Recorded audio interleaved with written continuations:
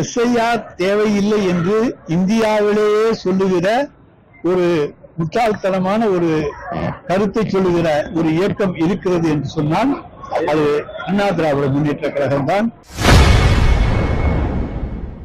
எஸ்ஐஆருக்கு ஆதரவு தெரிவிக்கும் முட்டாள்தனமான இயக்கம் அதிமுக என அமைச்சர் ரகுபதி விமர்சனம் செய்துள்ளது அதிமுகவினரிடையே அதிர்ச்சியை ஏற்படுத்தியுள்ளது. சிறப்பாக நடைபெறும். அதிமுக திமுக அரசு நிலைப்பாட்டை கண்டிச்சு நீங்க முறையாக செயல்படுறீங்க.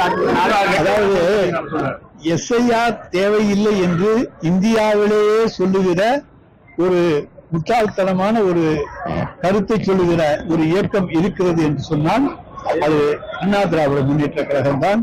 எடப்பாடி பழனிசாமி தான். அவர் எதை வேண்டுமானாலும் அறிவிப்பார். எஸ்ஐஆர் என்பது ஏன் நாங்கள் வேண்டாம் என்று இப்பொழுது சொல்கிறோம் என்று சொன்னால் அது போதிய கால அவகாசம் கிடையாது. டிசம்பர் 4 முதல் நவம்பர் 4 முதல் டிசம்பர் 4 வரை அந்த 30 நாட்களுக்குள் முழு ப்ராசஸும் முடிய வேண்டும். ஆனால் இன்று வரை மனுக்கள் கொடுத்துக் கொண்டிருக்கின்றார்கள்.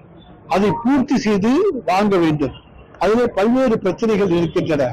அந்த பாடத்தை பூர்த்தி செய்வதில் 2002 வாக்காளராக இருந்தால் அது மிக சுலபம். அந்த எண்ணை போட்டு அவர்கள் தங்களுடைய வாக்காளராக ஆகிவிடலாம்.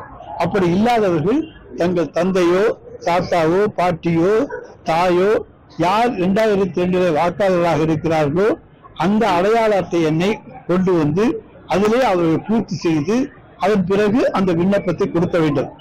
உதாரணத்துக்கு இன்றைக்கு புதுக்கோட்டைக்கு பல அதிகாரிகள் இந்த மாதிரி வந்திருக்கிறார்கள். 2002 அவர்கள் குடும்பம் வெவ்வேறு மாவட்டங்களிலே இருந்திருக்கும்.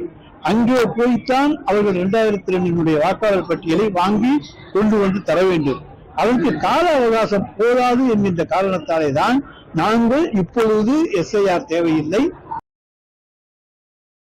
செய்திகளை உள்ளது உள்ளபடி தெரிந்து கொள்ள ரெஃப்ளெக்ட் நியூஸை சப்ஸ்கிரைப் பண்ணுங்க.